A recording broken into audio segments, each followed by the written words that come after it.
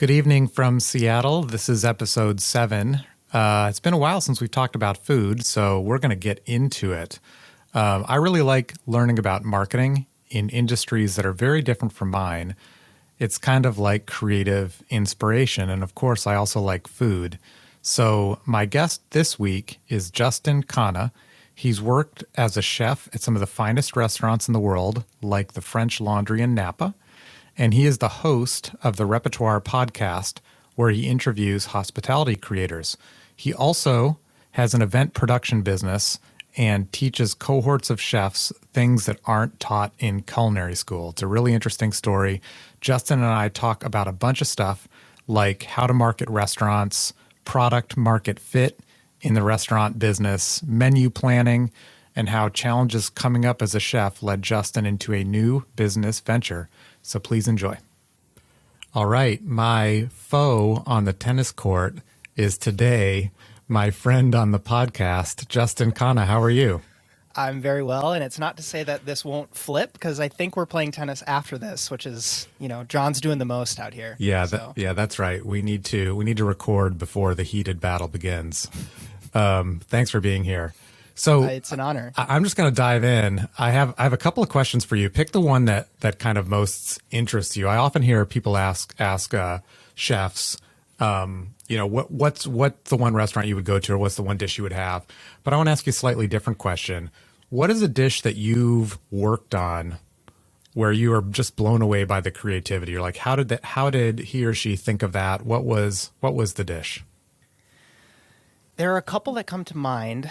There's a chef that I worked for on the west coast of Norway who went through this saga, is what I'm going to call it, because it is very emotional and creatively taxing, and you actually have to bring your ego into it in a productive way, where he had experience similar to what I have, is like experience at all these Michelin star places.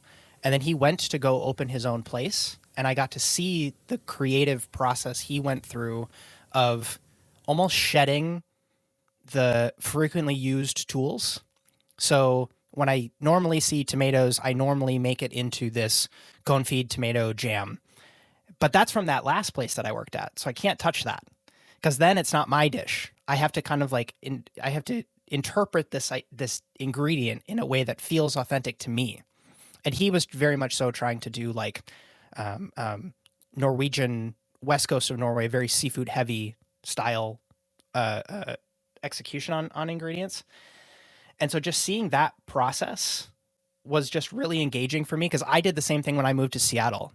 And I got more into content creation than anything. And so that never manifested itself into a restaurant for me. But I took a lot of those learnings of... So I'll give some examples. There's a very old school Norwegian dish, which is a fish soup, which is like a, fish stock thickened with roux, a little bit of sour cream at the end. And then they'll normally just do like pieces of root vegetable and pieces of fish in the soup. But I was tasked to kind of like make a modern, elevated, more polished version of this dish.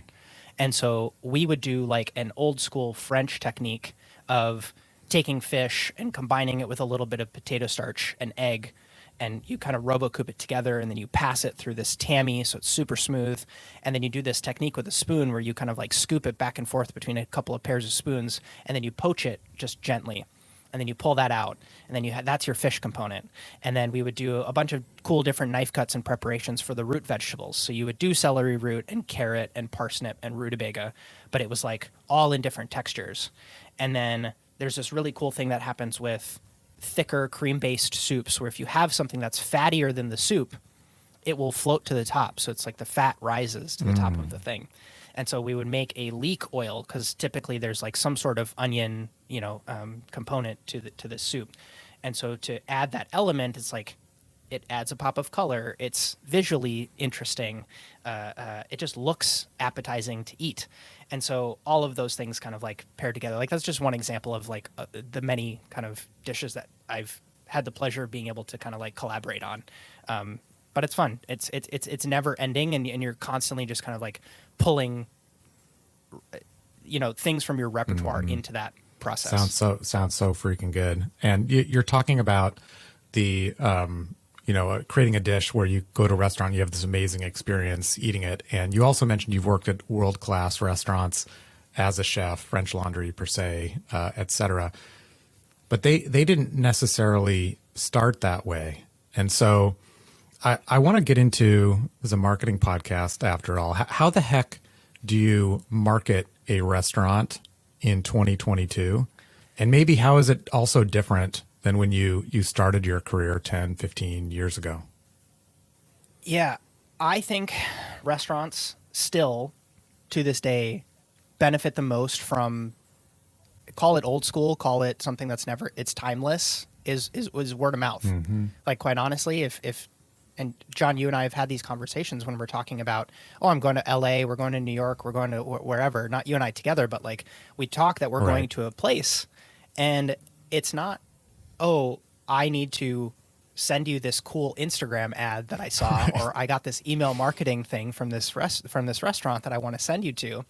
It's, I had a great experience here, and I think that it would align with how you like to eat or what you're interested in, or what have you. And so it's still, and again, I don't think it's going to go away. It's very much so a word of mouth business still. The problem that I have with restaurants a lot of times is that they think that some sort of marketing hack or amount of content on social media or email funnel or catalog placement or direct mailers is going to, quote unquote, save their business or ultimately drive a ton of traffic. Groupon. I have Groupon, something, so that was a huge trend. Foursquare, like check-ins and anything like that. You ultimately have the most success when people can expect consistency from you as a restaurant. That's because, quite honestly, that is the hardest part about running a restaurant, is having consistency be something that is not just valued, but, practiced and heralded. Like it actually becomes this. I've worked for chefs who pride themselves in just creating on the fly and, by the seat of their pants style cooking. And that's cool to an extent. But if you and your family have an experience and you try to recommend that place to me and my wife, and we go and that's not the experience we had, that's really hard. And so it's almost like a reverse engineering thing, where how can you construct an experience that's worth a word of mouth recommendation? The famous article that set the French Laundry on the map was from a San Francisco-based writer named Ruth Reichel. And I think the year was 1995. Someone in the comments on social media can fact check me, but she called it the most exciting place in the US to eat. And you hear something like that and you're just like, there's no amount of, because the other thing that's frustrating about restaurants is that there's such a multi-sensory experience. And so regardless of how good of a copywriter you are, or how good at food photography you are, how talented you are at lighting or capturing the moment where the sauce is getting poured on the duck, you're only covering this sliver of an aspect of it. Like, you're getting a little bit of visual across. Maybe if you happen to hire a video production crew, or you as the restaurant owner are shooting footage on your phone, or you hire someone to do social media and you're doing some sort of video stuff where you can maybe get audio and visual in this whole thing. They haven't made smell-o-vision yet, man. Right. That we can't taste your content yet in whatever VR thing is going to be coming down the pike. It doesn't exist yet.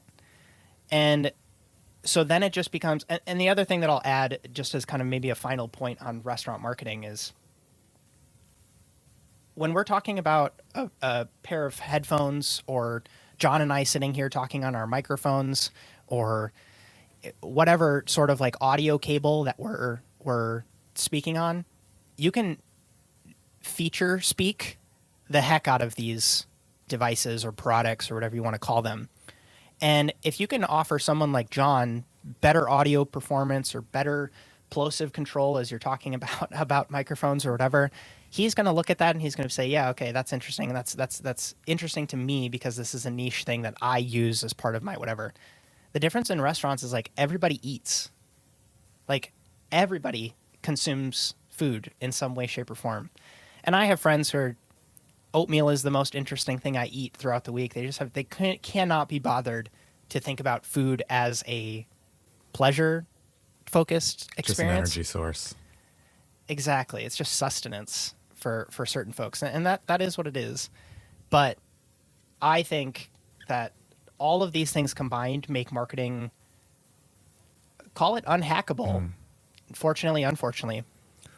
And the other thing that I'll add, I know I said that was the last thing. The other thing that I think is so interesting with restaurants specifically is if you have an 80-seat restaurant and Ruth Reichel comes to your restaurant and says, this is the most exciting place to eat in the US, there's an interesting thing that happens with supply and demand with restaurants when they start to get any sort of hype or recognition. They get their second Michelin star, something happens where it's almost like the kiss of death. Like it becomes this thing where all of a sudden nobody can get a table. That then makes it more desirable to get a table because nobody can get a table. And then restaurants either go one of two ways. They either become an institution and that becomes something that they can, continue to sustain forever. That's what French Laundry is a great example of this. Or it ends up being this thing where then they start to contemplate other outposts and they need to have another restaurant and they need to have a pizza place and they need to have a bistro and they need to have a whatever. And it's almost like good marketing for restaurants can sometimes cause an adverse effect because now it's almost like we've done so good at marketing, call it marketing, that all of a sudden now we can't keep up with the amount of business that this marketing has garnered us. And this could be from a multiple of different sources. Right. On one hand, it's a good problem to have. On the other hand, it can end up backfiring. Exactly. But I want to ask a related question. I think it's actually maybe one step back from that. And I think what I'm trying to ask is like product market fit. So the restaurant you were talking about in Norway sounds amazing in Norway, and it would probably be amazing if it was in Oregon or Nevada or whatever. But there might not be a big enough market interested in that type of food there. How often do you see restaurants failing or succeeding on their basic premise or concept? Often it is one thing that I cover with people that I speak to that have restaurants where there's an order of operations that gets done. And so the first piece that the most successful restaurateurs that I talk to start with is what's best for this space. So it's not retrofitting. I want to have a small plates, Mexican inspired, really amazing tequila bar program place. And I'm going to retrofit that into this, place in Beacon Hill in Seattle, for example. It starts with the space. So what does the space allow for? If I want to do I have a friend who has a 1 Michelin starred Indian place in Midtown Manhattan, and his kitchen needs to be massive because he has to have 4 or 5 commercial sized tandoor ovens in that space in order to make that feasible. Simultaneously, if you're going for a vibe that is kind of dark and moody and, is open late and speakeasy kind of vibe, if you find a location that has just like floor to ceiling windows in it, that's going to be like really hard to kind of construct the correct vibe in that location. So a lot of folks start there and they look at the space and they say, okay, what can this space reasonably accommodate, or how can we potentially work with a designer to make this possible? Okay. Then, and again, I'm talking about the high performers. I know your question was related to how many people fail, and I guess maybe to take it the other way, like the people who I'm seeing do it the best, do market research on, a little bit to your point, is there product market desire? Like, are people actually asking for this? And the thing that I often ask folks is, you'll hear people say, oh, this doesn't exist. This doesn't exist here. It's like, does it not exist because no one's had the guts or the intelligence or the execution to pull it off? Or is it because nobody actually wants this thing here? And this touches businesses, not just restaurants in the food sector. But is there, so I've had this in my head for a really long time. I would really love some amazing frozen yogurt. Froyo. Like, I think some sort of like Frankie and Joe's is like an amazing vegan ice cream concept here in Seattle. They do gluten-free cones. It's the freaking best. So good. Perfect product market fit, because you don't feel like crap after you finish eating it, and the flavors are great, and they rotate seasonally, whatever. I'm like, why is there no good frozen yogurt concept that takes a lot of inspiration from that style of concept? Seasonal flavors, like really nice branding, customer experience is on point. And I haven't done enough research to dig into why this doesn't exist yet, but those are things that I would ask myself is, why does this not exist yet? And what we're currently going through, is I'm seeing in Seattle happen pretty frequently, is these, and this touches home because my dad's from northern India. So my dad grew up in Delhi. He came here when he was like 22, 23. And this kind of modern Indian presentation, like elevated small plates, like almost tapas style presentation of Indian food. There's a place called Cricket Club up in Ravenna. There's a place called Rasai in like Fremont area. It's one of those situations where it didn't exist, I think, because no one had quite executed it right. And now that it has, there's like 3 or 4 or 5 of them that are all of a sudden just popping up out of nowhere. And I think that this is also a sign of, okay, there are a lot of people from California who have moved up to Seattle. A lot of them are immigrated straight from India to go work for a tech company here. A lot of people from the east side at like a place like Microsoft. And they're not like their parents. They want something a little bit different. They want something a little bit more refined. And so all of a sudden you're seeing the rise of this kind of, small plate, modern Indian concept, which I think is really, really cool, because it just, like, my wife and I love to eat like that and just go to places like that. But yeah, and then the important piece is, as you start to have these ideas and the vision of what this place could potentially end up being, balancing it with what is the thing that people are going to ultimately hang their hat on with this thing, and what's the thing that just needs to be cut from the concept. Because whether you or I like it or not, we like to talk about restaurants from the sense, there's a concept in restaurant menu construction which has a bunch of funny names. It's like a plow horse. There's a bunch of animals that go with it. The speak for marketers that they will understand, that you guys will probably understand. I can't even remember it because it's so complicated. It's 80-20. It comes down to 80-20. There's 20% of your menu that ultimately makes up 80% of your orders. It's what 80% of your customers visit you because they love that you do dosas better than anybody else. And that's ultimately what you need to over-index on. And for better or for worse, that's what causes people to open multiple places. That's what causes people to, write cookbooks on things because, like, everybody's asking for their recipe on their 20%, their thing that is, that's the way you get signature dishes, where people start to, again, it becomes a cyclical thing that we're bringing this conversation, all the way back to itself of, like, how do you get word of mouth? You become consistent at something in a place that has that product market fit, like we're talking about, and then you just consistently do it over time to that market that just really enjoys whatever it is that you're doing. There's a principle which is, like, the best people always do the basics.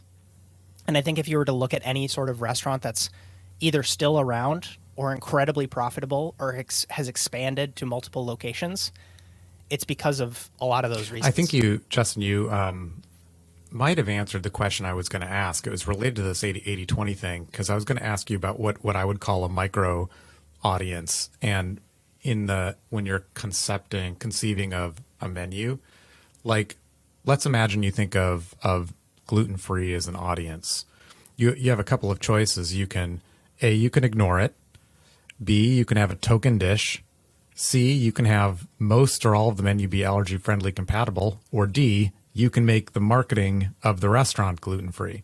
The same thing maybe with like a wine list. You know, is it going to be one where my wine friends are going to be super pumped up by the price or the rare finds, or are they going to look at the price and be like, this is ridiculous? How do you, is it about that's in the, you know, that's the 80% of the menu that you're just sort of checking the boxes, or do you have to make deliberate choices around those types of micro audiences?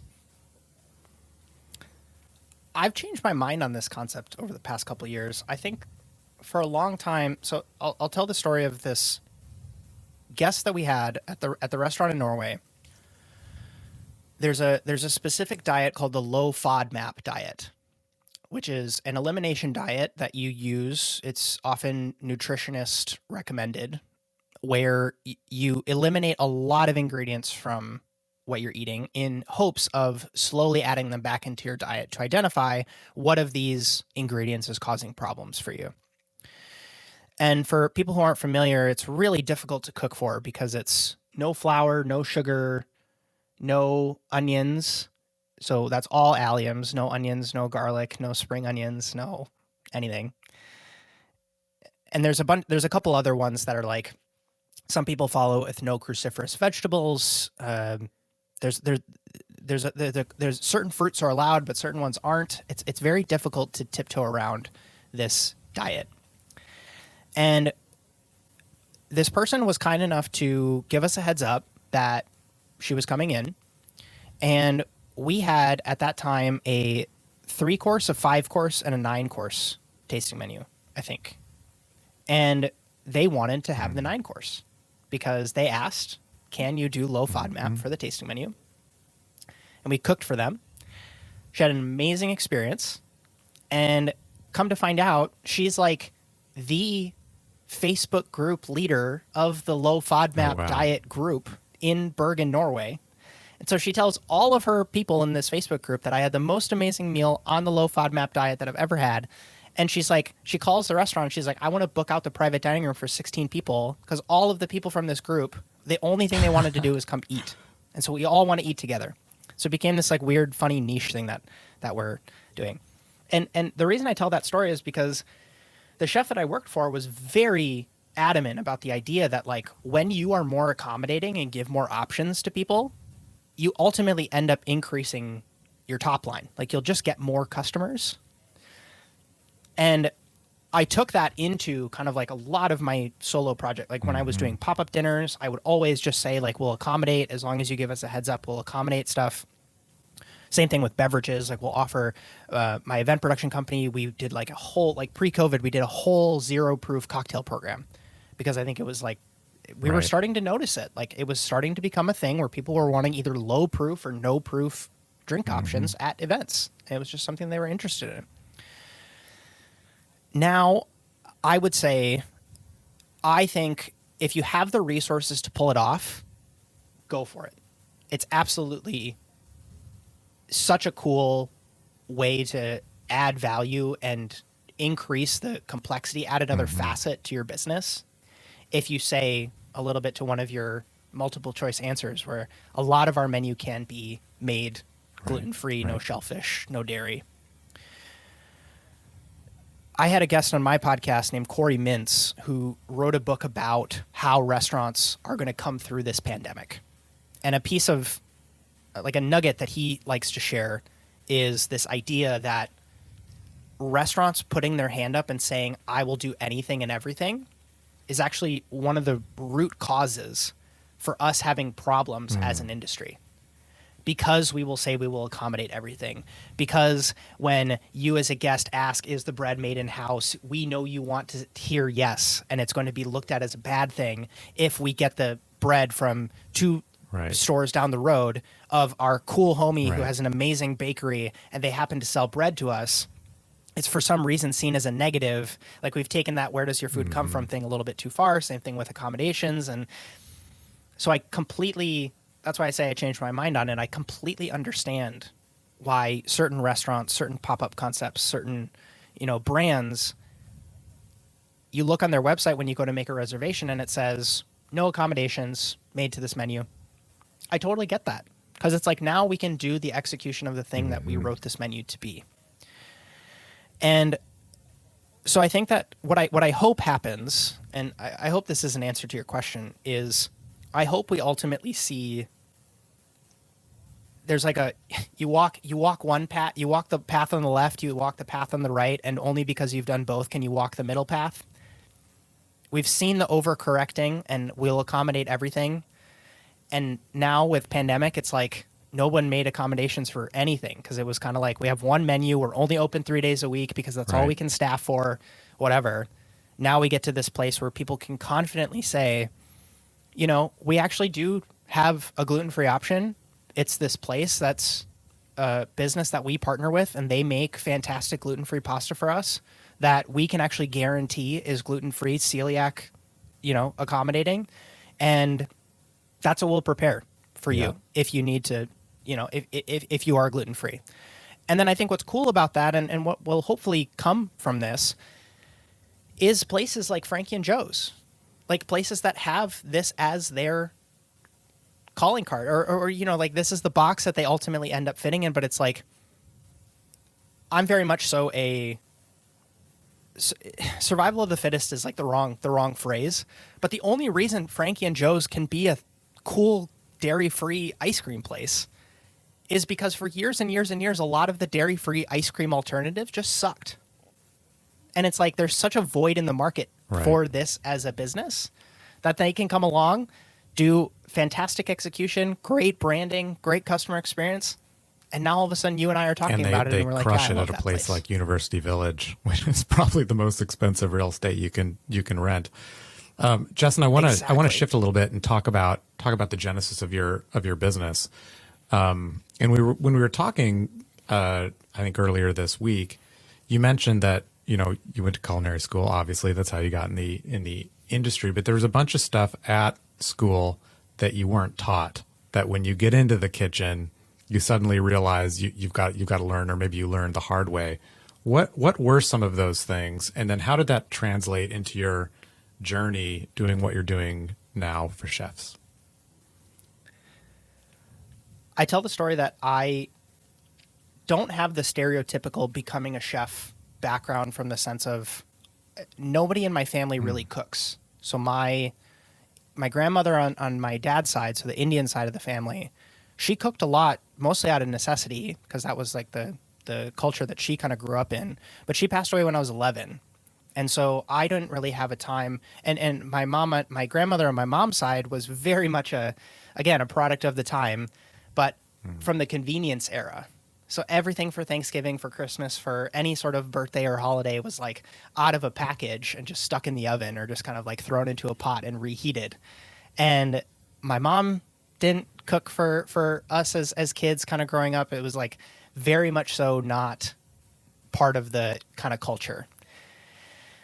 And so when I go to culinary school, it becomes this thing where the curriculum is very much so, at least at the school that I went to, there's like 6 weeks of book knowledge, and then you go through what's called block scheduling through a bunch of different kitchen classrooms. And so you spend 3 weeks learning the cuisines of the Mediterranean, and then you spend 3 weeks learning cuisines of Asia, and 3 weeks in wine class, and 3 weeks in whatever. And a lot of those are, okay, we're going to make a Moroccan chicken tagine, and you are going to partner up with someone, and you guys are going to make, 40 portions of this chicken dish.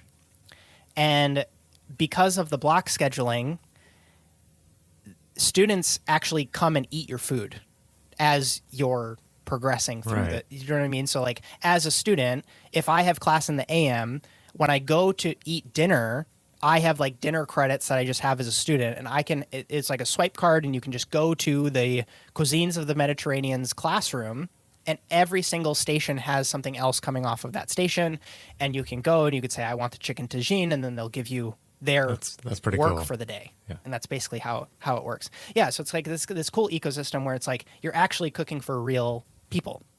But there's an interesting, thing that happens with a titanic organization like the Culinary Institute of America, which is they have instructors they were raised in the 70s and 80s and 90s of professional kitchens.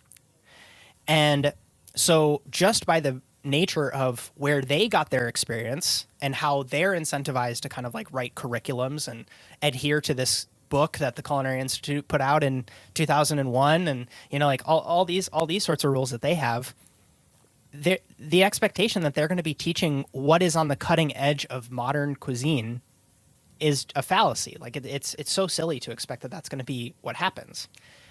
And for other of my peers who ultimately ended up going to work the grill at a country club or go back to Indianapolis to work at a bistro, they probably, or to go to London and go work at a hotel, they probably got immense value from their culinary education. But I tell the story of, so remember I mentioned that there was 6 weeks of books at the start of the school, and then you do skills 1, skills 2, skills 3, and then you go into these kind of like cuisines of whatever. I was in skills 2, and I was coming from my little town in Wisconsin. And Culinary Institute of America is like 90 minutes north of Manhattan. So you're very close. You can just take a train straight down into the city. I was in skills 2, and I applied for what's called a stage, which is like a working interview at a 3 Michelin star restaurant called Le Bernardin in Midtown Manhattan. And they said yes. Okay. So I was like, oh, interesting. So I'm in skills 2, and I have to go down into Manhattan because the way that the culinary school worked, you do a year of school, you do a 6-month externship out there in the real world, and then you come back for your second year. And so I'm type A, trying to be ahead of the curve, like trying to make sure that I get a good externship and I want to go to a good place. And I'm like, okay, if I want to get into a Michelin-starred restaurant for my externship, I need exposure to this before I get to the moment of the restaurant that I'm actually going to want to interview at. So it's like that fear exposure thing. So it's like, give yourself exposure to the thing that makes you nervous before you get to that actual moment. So I go and I stage at this place, and I have this weird feeling that like no amount of preparation from my school is going to make it so that I'm a high performer in this type of environment. Because at most, like if we're really cranking at culinary school, we're making, I think it was something like 2 or 3 people, 60 portions, 1 dish. And then I go to Le Bernardin and I'm standing next to this guy's station, and it's the meat cook, like the guy who's like the head, the highest of the brigade of the people that are the chef de parties, the people who are working on the line. And it's one guy, and he has 6 dishes on his menu. Oh, jeez. One person, 6 dishes. And over the course of the night, they're like 90, 95, 105 guests in one night. And I'm like, okay, there's a disconnect here. But the problem is, how do you define those skills? I shouldn't have even. I gave the answer. It's skills. So it's like, how do you define what makes up that gap? So there's like where I am as like little culinary person, and then there's this person who's the lead line cook at Le Bernardin. We're both humans. We're both have 2 arms, and there's 24 hours in a day for both of us. So it's like, what's the difference between where he is and where I am? And so this became like a theme as I was going throughout my career. So I was like, I would go into these different kitchens and I would see this gap. And I would like, through a funny combination of like just time and getting exposed. It's like progressive overload. I think you and I both lift weights. So like, this idea of you start with 25 pounds and you can get 8 reps on it. And then you get to 10 reps and you're like, okay, let's up the weight. I'm not going to be able to do as many reps, but I'm going to be pushing more weight. And that becomes what happens in these professional kitchens is like you can do 40 covers with 2 dishes, and then all of a sudden chef says, okay, you're doing good. We can add another dish to your menu, and then you face plant for a couple of days, and then you start to pick yourself back up again, and you All of a sudden you can do 60 covers and you have 3 dishes and you're like, oh, I wasn't like that. But chefs are really good at making it this thing that is intangible. I think there's a lot of people who it's a very prolific thing in our industry right now of people getting frustrated that they'll start at a restaurant as a newbie, and the advice that they're given is just figure it out. And it's because, for whatever reason, in the same way that a lot of other industries have been able to clearly articulate, and you know this in marketing or copywriting or whatever, you can take a look at someone's email, John, I'm sure you can, who is a proficient copywriter, and someone who is not, someone who clearly has these things that are lacking, or they just don't have enough experience in it. Right. They're still words on a page. They're still, like describing, they're both, the two people are describing the same product. But one is high quality output and the other one is not. What is the difference? What is making up that gap? That's basically been like the last 18 months, 24 months for me, is like I went into creating content for professional chefs back in 2015, 2016. And so much of it was like, I want to put out content that culinary school Justin would have gotten excited about and would have provided value to a young, hungry, like ambitious, just wanted the information type of person. And I grew an audience, and then it became a situation of, okay, people are asking me all of these individual questions, and I'm starting to see themes come up. So what would it look like if you were to create a product that would reasonably get someone the things that they need to fill that gap that they're experiencing? And it's been really hard, man, because it's distilling, and maybe the marketers who are listening to this is like, how would you describe the difference between that shoddy written copywriting email versus a well-written one? Like, if you really ask yourself, how would you describe that? A lot of people would say, well, it's just better. And that answer is the equivalent to what I just said of just figure it out. And that's what a lot of people are getting told in at least my industry. And I come to this place of, I don't think that's good enough. I think that there is a way to bridge this gap in a structured way. And so what I've basically done is created a bunch of course materials that I'm teaching to professionals from all over the world. So my last cohort had 5 countries represented in it, and it's just people who are in culinary school. I think it was 20% of the students in my last cohort were taking the course in tandem with culinary school. So they were in a culinary school program. One of them was in Switzerland. One of them was in Barcelona. One of them was in New York. They're from all over, different culinary schools, but they all identified this gap in their education that they wanted to take something else in tandem with it. And then there's also people who are, like I was mentioning in this interview, like you're sitting there you're working a station at a restaurant and you're like, I am just not able to keep up. Like, what in the world is going on? And the way that I describe the course to people is less Gordon Ramsay's masterclass, more how do I set up my station? How do I write my prep list? How do I communicate with my station partner? When chef decides that we're going from summer to fall and she's completely changing the menu and all of my dishes are changing and I have to do everything new when I come in on Tuesday, how do I navigate that without completely falling on my face? And call it coming from someone who's face planted enough times to understand how to actually break this down. And, I just love teaching, man. Like, that's another thing that I think that, there might be other people who have found a way to explain this in a articulate way, but I just it gets me so excited to be able to teach all this content to people and see them immediately be able to translate it to what they're doing. I just don't want to have lack of information be the reason that the industry has a problem getting new blood into the space. Justin, let me ask you, well, actually a final question, but I guess it's in 2 parts. First of all, if folks listening want to know more about what you do, where can they find you? And then the second question is kind of for marketers like me, where we sometimes want to throw events for our clients or host an event. It's a corporate event, but you've produced a bunch of these. What tips would you have for someone like me on how to make one successful? I'll do the first piece and your first question, because I think it's a funny story to kind of put a punctuation point on the courses piece. So when I had this kernel of an idea to do courses for chefs, I hired a coach for myself to try to figure out, okay, how in the world am I going to, and how am I going to do this for myself? And we had a bunch of brainstorming sessions on what was the name of this course going to be, a little bit bringing this full circle, get an MVP out there, just decide, is this something that actually people would pay for, people would get excited about, get some feedback on the product. And the name that we landed on was the Demi Skills course.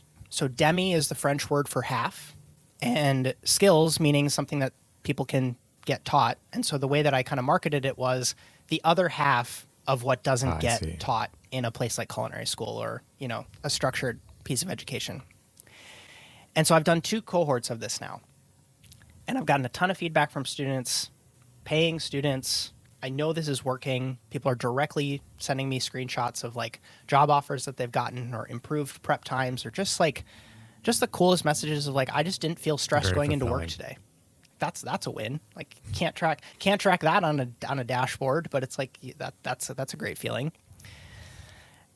And the interesting part in all these cohorts was people were starting to say, I don't go to culinary school. I just went straight into a kitchen, and I'm having questions on these things that like I know that they teach in culinary school, but like I like the way that you talk about this. So can you potentially just teach me that thing that I know culinary school teaches, but I just want you to teach it to me? And so it started to be this thing where Demi, this thing that I thought was half, was starting to balloon. It was starting to become this thing where it was like all encompassing. And I basically had this point of like, okay, this is going to turn from a 4-week course into a 12-week course because I need to all of a sudden combine all these materials into this whole thing, or it can start to transition into something else. And so I have this concept that I talk about on my YouTube channel all the time called total station domination, which is this, a lot of the I cover it in module 4 of my course. And so basically what I'm doing is I'm rebranding Demi Skills course into total station domination is the cohort-based course. And the way that I'm structuring it is that everything is going to umbrella underneath this company called Repertoire, which I'm making. And so that's going to be the place where all of my courses live, where all of my content can kind of like be a modern hospitality school education company, where all of these principles that I'm basically discussing can all be underneath one roof. So the website for that is joinrepertoire.com. And my handles almost across every single platform. It's just at Justin Khanna, Khanna is that last name. And yeah, I'd love to answer any questions or just kind of engage with anybody from your audience that wants to continue the conversation. In regards to your last question, when we're talking about corporate events, the place that just gets, so my business partner in the event production company has this story that she tells, which I think is so funny because it's so relatable, of the corporate event where you show up and some person in a all black outfit gives you a drink and you slap a name tag on and you have a couple conversations. And 6 months later, you couldn't remember for the life of you who put on that event, who was there, what drink you had, what the conversation was about. And so the tagline that we ran with for a really long time, and we still use it now and then, is events with impact. And so even just taking a step back and asking yourself the fundamental question of like, what would make this event impactful for someone? And a lot of times that comes down to making guests that are coming to your event feel like you thought about them.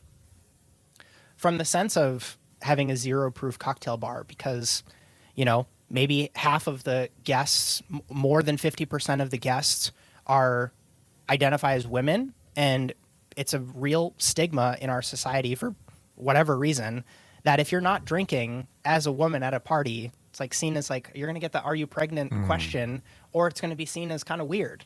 So it's like, why would you not offer a 0 proof cocktail experience as part of that event, so that everybody who's there, especially if you're acknowledging that like a big percentage of these folks are going to feel uncomfortable if everybody's feeling the pressure to drink.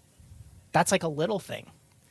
And then it comes down to, you know, other engagements that can potentially make it so that the impact of this is actually felt and it's not just flourish. There's a lot of stuff that ends up happening at corporate events that ultimately ends up just being fluff and flourish. And I think they wouldn't pass the impact test. Like they wouldn't exactly, and a lot of times, and I don't know if you've experienced this, John, but like going to an event sometimes can often be made better by just making the kind of like logistics of getting you as a person to that event a lot easier. And the way that we kind of speak about it in the event production company is we have the ability with these devices to be so many places, so many different times. If you're going to go to a physical event in person, that's become more valuable than, as we're talking about Mark Zuckerberg taking over the world and allowing us to all be in conference rooms in VR together, you getting someone to show up in person at your event, oh my goodness, like that's so valuable.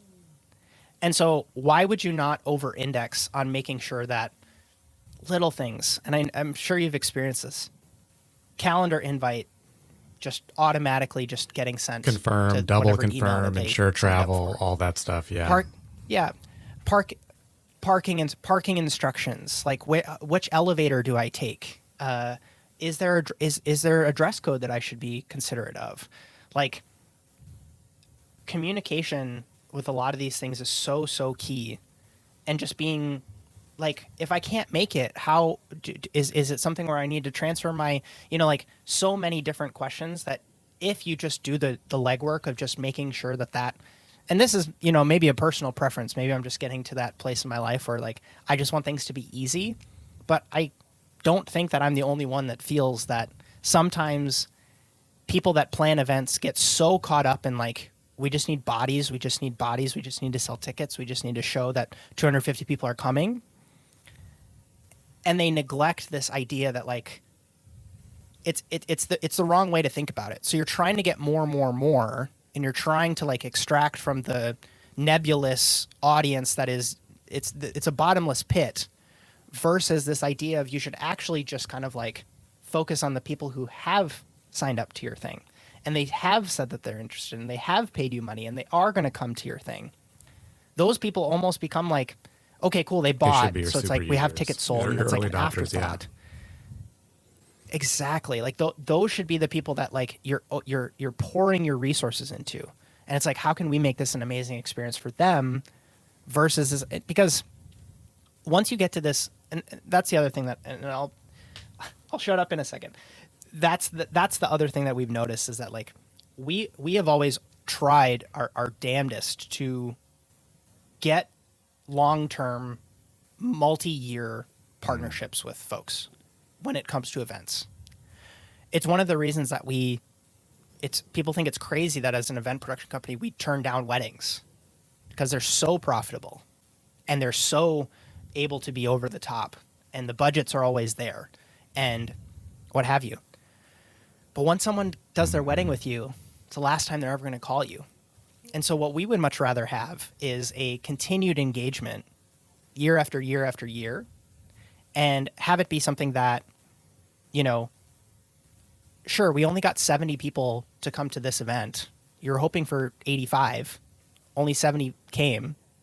But now that we've learned all this stuff, and because we've made such an impactful experience for the 70 people that did show up, now when we hold another event in 6 months, those people are going to just tell their friends about it, or they're going to come again because they had such a good experience.